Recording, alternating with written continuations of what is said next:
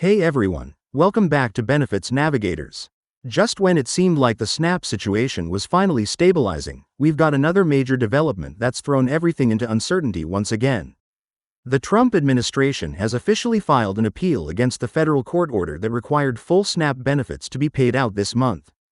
If you've been following our coverage, you know this is a huge deal for the 42 million Americans who depend on food stamps to feed their families. So what does this appeal actually mean for your benefits? Will payments still go out? And what happens next? Today we're breaking down everything you need to know about this latest twist in the SNAP funding crisis. Let's dive in. Here's the situation. Last week, a federal judge in Rhode Island issued a ruling that seemed to solve the immediate crisis. The court ordered the administration to release 100% of November's SNAP payments by Friday, saying that anything less would cause irreparable harm to millions of families across the country. That ruling brought enormous relief to people who had been living in limbo, not knowing if they'd be able to buy groceries this month. But now the administration has appealed that decision, asking a higher court to review it and possibly put it on hold while they argue their case. And here's the critical part: this appeal doesn't automatically stop the judge's order. The district court ruling still stands for now, which means the USDA is still required to make those full payments by Friday. Some states have already started updating their systems to prepare for that. However, if the appeals court decides to grant what's called a stay, that could delay or even reduce the next wave of payments. So we're back in wait-and-see mode, which is incredibly frustrating for everyone involved. Let's take a step back and look at the bigger picture. SNAP has been a cornerstone of America's safety net for decades. Right now, about 1 in 8 Americans, roughly 42 million people, rely on these benefits to put food on the table each month. Under normal circumstances, SNAP is funded automatically through congressional appropriations, and the system runs smoothly.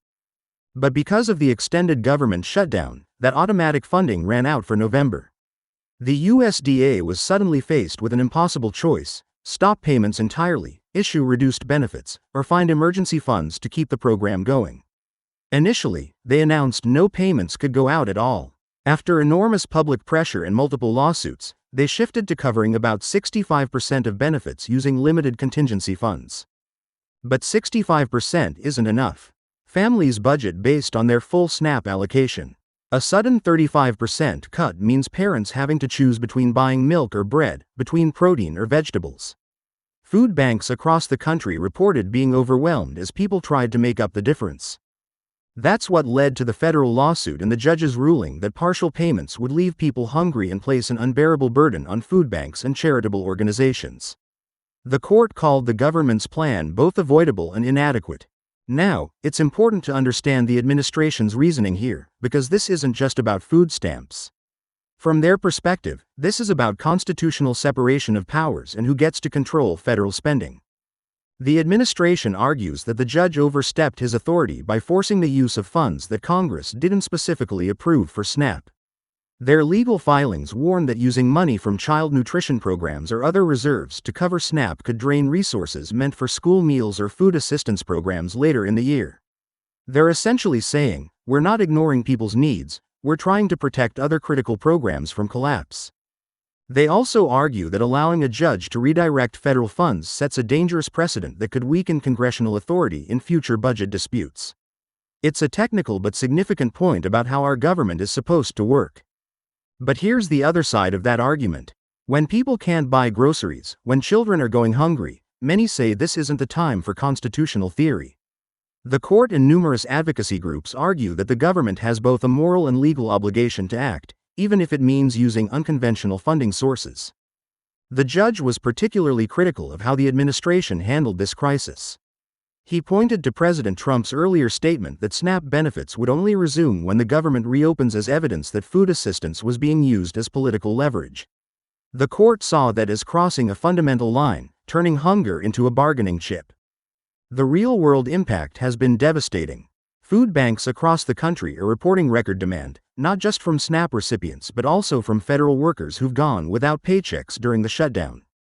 One food pantry in Chicago reported that visits have nearly doubled in the last 2 weeks. Parents are skipping meals so their children can eat. Seniors on fixed incomes are rationing medication to afford food. What happens next? So where does this leave us? Right now, we're in a holding pattern. The appeals court will review the case and decide whether to uphold the district court's order or grant the administration's request for a stay. If the appeals court sides with the district court, states will need to push out full payments quickly, which creates its own challenges. Some states like Minnesota and Pennsylvania have said that reprogramming their benefit systems for new payment schedules could take anywhere from 1 to 6 weeks. These aren't simple switches to flip. The systems are complex, and making changes requires extensive testing to avoid errors that could leave people without benefits entirely. If the appeals court sides with the administration, families may only receive partial benefits or see payments delayed until Congress passes new funding legislation. And with the government still shut down and no clear end in sight, that could mean weeks or even months of uncertainty. What we're witnessing here goes beyond SNAP. This is a fundamental test of how our government functions when politics brings everything to a standstill. It's exposing how fragile our safety net really is when it's tied to budget cycles and political negotiations. For the 42 million Americans who rely on SNAP, this isn't an abstract legal debate. It's about whether they can feed their families this week. It's about stability, dignity, and basic survival.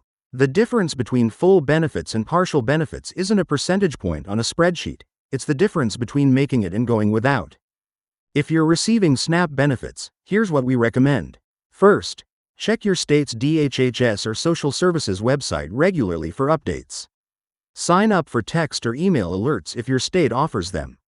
Second, reach out to local food banks and community organizations now, before you're in crisis.